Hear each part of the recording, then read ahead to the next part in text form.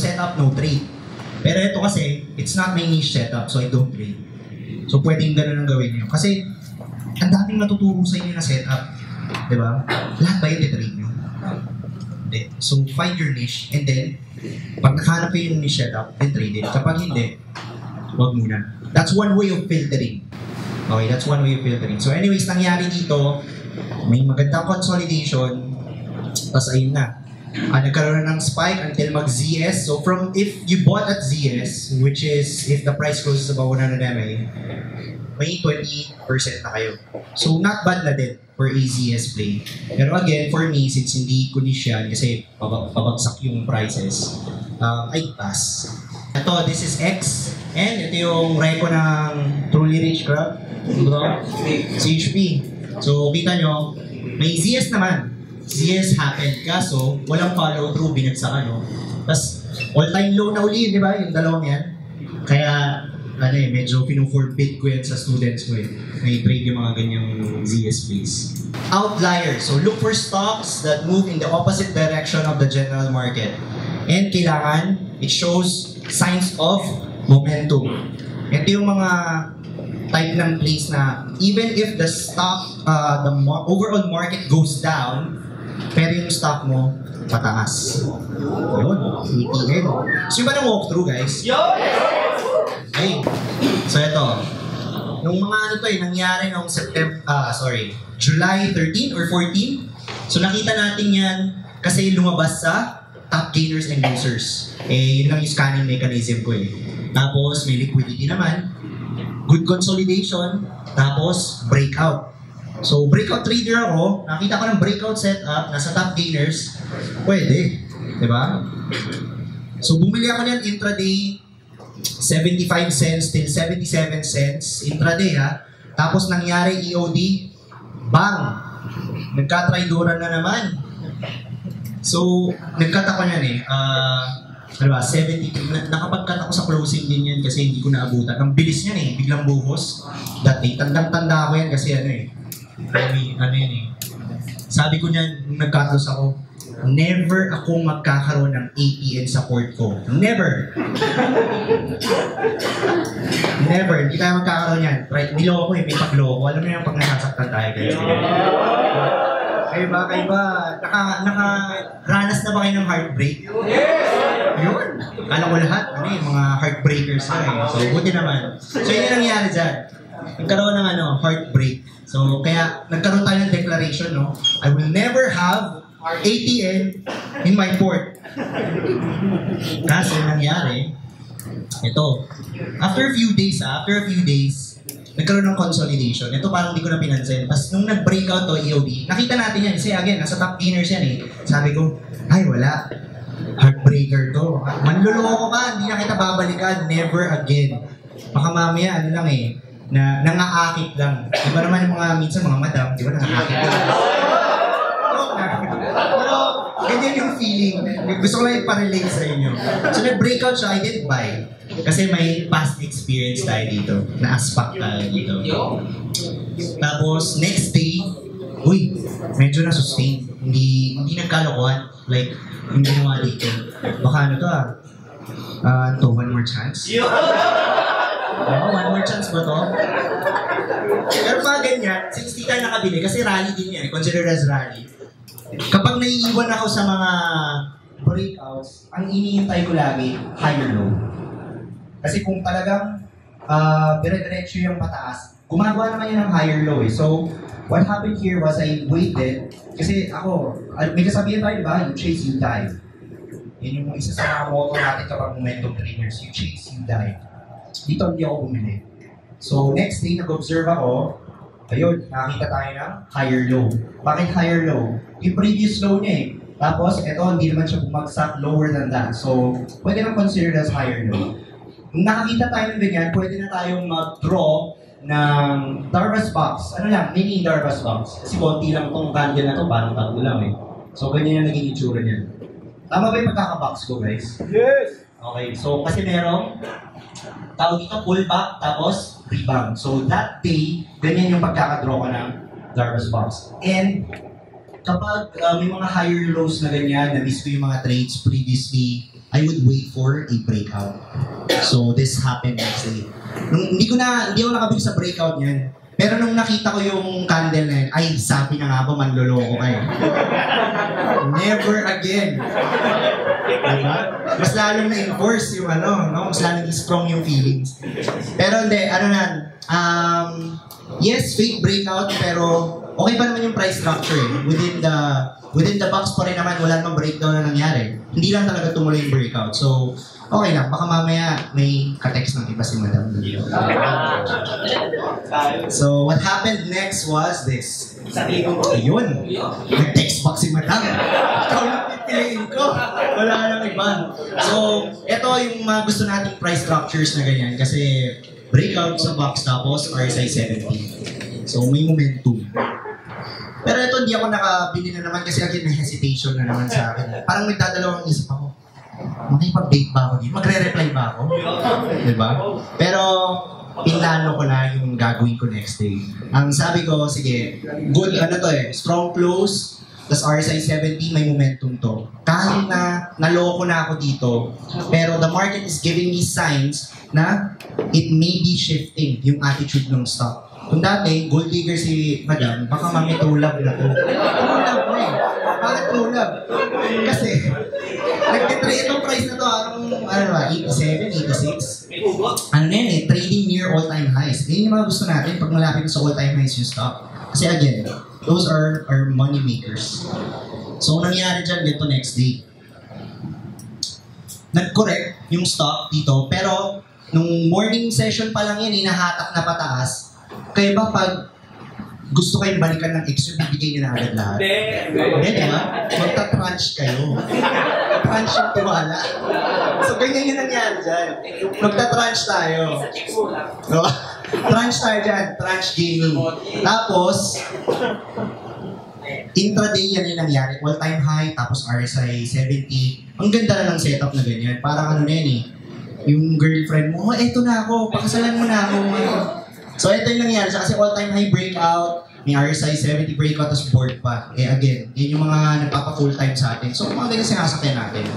So, I bought, closed my positions, 90, 91, 92. And then, nagantay na lang ako ng stock and selling. So, kaya ganyan yung naging trade natin dyan. Thank you guys. Kaya, itong candle na to, by the way, hindi ko natitiis yung mga candle. May ibang traders na natitiis yan eh. Kaso 30% candle yan eh. Kaso ako, nagbenta na ako dito intraday, 145 to 150. Sell all na. Pero, what I'd like to highlight here is yung change ng perception dun sa stock. Kasi pansin nyo, dito naloko tayo ng stock, nag-cut tayo ng losses. Ibig ba sabihin na hindi na natin siya sasakyan kapag wala. Kasi pansin nyo naman dito, the market is giving you signs na bullish na yung stock. So, bakit porke nasaktan ka dati, hindi ka na sasakay ulit dun sa stock? So, parang sabi nga ni Mang Kunal, think like a lawyer. Parang, as a trader, think like a lawyer. If the market is giving you evidence, and sufficient evidence na this may be the truth, pwede kayong wag muna mag 100% na trust, you can tranche. Katulad ng ginawa ko dito. Kasi the market is giving you signs of momentum. Sakyan nyo na yung kahit tranche muna. And then, what really closed the deal yung all-time high breakout. Kaya doon tayo na-close ng position. So, tingin nyo ba ma-adapt yung ganong mindset, perception kapag sa trading? Okay, good. Next. Ito naman, FB. So, dito naman, all-time high ba ito? Pero boss breakout din eh. So good. Di ba naturuan naman kayo sa Impact, mga type of boxes? Anong type ng mga boxes yan? Ito. Strong box. Yan yung gusto natin. Mga strong. Di ba? Ayaw natin yung weak.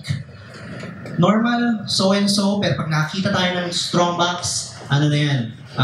Commitment tayo dyan. Full commitment. Kasi, again, that's one of my niche din when it comes to trading momentums. Gusto ko nakakita ng strong box. So, what happened here was, na-miss ko itong breakout na to. Kasi parang that day, biglaan, hindi ko napansin or what. Tapos nag-rally siya next day, ayun, buti naman binigyan tayo ng consolidation. Parang ginawa natin kanina sa ATN. Ano yung hinintay natin? Nung naiwan tayo sa first breakout, Higher low. Gumawa ng higher low? Yes, di ba? So may consolidation. Dito ako bumili. Dito sa green na candle na to. So next day yung red, nagbenta din ako. Pero again, partial liquidation din. And then, nung hindi sustained yung drop ng price, nag-add na tayo dito. And then, ayun na. Nagkaroon ng burst ng momentum. So, yan yung trade idea natin. And walk through dyan sa FB. Gusto nyo pa ba ng one last? Yes! Yung most recent trade natin na ganyan din yung setup. Ito, IRC to. So, same thing din. Parang ano to eh, kamukha talaga ng experience natin sa ATM. Different babae lang eh. Kasal na tayo, kasal. Isang lang tayo, in real life. So ito, nagkaroon siya ng higher low, tapos may breakout na nangyari sa tuntua tayo. Uy, game. Pero hindi ako nakabili dyan. Hindi ko napansin yan first day. Tapos next day, this happened. Ayun, nagkalokohan na naman. Parang nangyari sa ATN, di ba? Ganyan din yung yung naging structure sa ATN. May breakout, tapos nagka-strong red. So, ang ginawa natin, sabi ko, buti lang, di ako bumili. May mga ganun tayong thoughts minsan, di ba? Pag minsan breakdown, buti lang, di ako bumili. Pero kapag dire-diretso yung patas, ay sayang naman, di ako nakabili. So, medyo alisin yung mga ganung mindset, ha. Kailangan throw those kinds of mindset away. Kailangan magkaroon ng retention sa mind nyo. Maghanap kayo ng setup. Is there a setup? No. Pag nakahanap kayo, if the answer is yes, then go ahead, trade it. Find an entry point, plan. Pero kapag walang setup, wag na. So, ito. Next day, ayun na naman. Ito pala yun eh. Di ba ito yung nag-breakout, tapos pula, tapos nag-consolidate. May consolidation na naman nangyari. And then, ito, na-miss ko na naman yung breakout dyan. Tapos nagantay tayo ng higher low. Sabi ko, sige, parang ATN to eh. Na-feel ko eh. May gut feel ako na baka mag-ATN to. Kasi, although wala pang RSI 70, pero good formations ng RSI nun. So, next day, this happened. Gap up. Yun. Nag-crunch na tayo dyan sa gap up na yan. Kasi di ba, yung yung sabi natin sa plan, bibili ako kapag may breakout. Eto, that's considered as breakout din naman eh, yung gap up na yan. So bumili na tayo, crunch lang. Kasi again, gap ups, very risky pag depende sa setup. Pero this kind of gap up, bibili tayo. And then, nung binutas yung DOS, nag-add tayo doon. Ayun, kaya yung initial trade ko dyan was this. 2 yung AEP, tapos dito yung buying natin ng gap up. Tapos santay na lang tayo hanggang EOB. And then next day, this happened. Nagbenta ako dyan, kalahati. Kasi mga ganyan candle, again, momentum trader, hindi ko ma-stomach yung mga ganyang moves. For me naman ako, 10% is good. Kasi yung mindset ko, basta magko-compound yan, end of year, kita pa rin naman eh. Basta ma-reach ko yung quota ko, it's good. So, partial liquidation tayo dyan. And then, towards the end of the day, di ba medyo hinatak yan back to the previous close eh. So, ginawa ko dyan, nag-add ako ulit. Dito. Nung pa-closing na. Kasi, hindi sustained yung drop. Tapos, EOD na, kinlose pa dun sa previous market na price. So, ako, baka may momentum, baka may buhay pa to. So, nag-add ako dyan. So, my new AEP was 2.20. And then, ayun na, yung trade na binenta na natin dito. So, ganun lang ako mag-isip as a momentum trader. Kaya ako, hindi ko ina-advise yung whether bumili kayo or magbenta, yung isang bagsakan lang. Kasi, mas lalo kayong magkakaroon ng mindset na, ay sayang. Ay, dapat nag-cut na lang ako agad. May mga ganyan, di ba? Minsan pa nababother kayo sa mga ganung decisions. So, if you'd like to lessen those whips, kayo? Partial sell, partial buy. So, we sold here, no? Na stock out tayo kasi bumagsak na dun sa previous low ng candle. So, nagbenta tayo dun. So, yan yung yan naman yung sa IRC. Ito, strategy number 4. Don't trade. Kapag bear market, hindi naman masama na hindi kayo kumita. Hindi rin kayo nag-loss. Diba? And alam niyo naman yung market condition kapag bear, diba? Dire-diretsong pababa. Baka mamaya manakawan pa kayo ng miss market. So, it's okay to don't trade. Kasi ano yung goal natin kapag bear market? Good. Protect profits. Hindi ito yung payaman. Yung bull market yung tayo natin if you'd like to trade big volume. Tsaka yung expectations kasi natin iba when it comes to bear market, di ba? So nothing is as effective as protecting your capital as not trading. And you can be productive naman in other ways. You can build your intangibles, read books. Ako yun din, madalas, at ngayon ko lang na form yung habit na yun. Before, naglalaro lang ako ng mga games, nanonood ako ng mga videos, yan naman, mga huy na yan, Then, nanonood tayo ng mga movies. Productive! Productive ba yun? Pero be productive in other ways para, di ba, build your intangibles para pagdating ng bull market, mas lalo tayo magkakaroon ng confidence sa sarili. And I think, if you want to be a good trader, ang importante dyan is you'd have courage to execute. Siyempre, kasama na dun yung planning and all, pero sometimes yung ibang trader kasi, their self is being held back by, sila lang din. Minsan wala tiwala sa system nila, sa pag-buy. So, it's either we practice, mag-backtest tayo. Yun yung mga productive ways, di ba? So, prepare yourself. Next bull run, kailangan makatrade kayo ng trade well. Okay, and syempre, ito, wait for the bear season to end. Yun yung 4 strategies natin sa bear market. So, in summary, just put it all together.